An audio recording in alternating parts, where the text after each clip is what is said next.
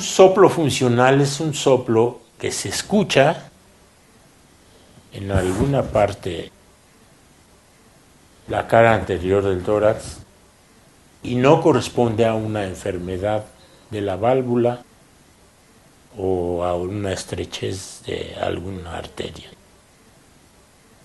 Los soplos funcionales se producen frecuentemente en los niños, en las embarazadas y aquellos pacientes que tienen una velocidad circulatoria más alta. La anemia puede producir soplos funcionales, porque en el grosor normal de la sangre, el tránsito por una válvula es muy fácil y no se percibe.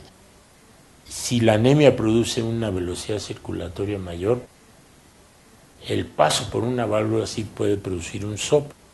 Nada más que por regla general los soplos funcionales, primero son suaves, segundo se modifican al respirar profundamente y tercero no se van hacia otros focos de auscultación del corazón, están más bien localizados en un solo punto.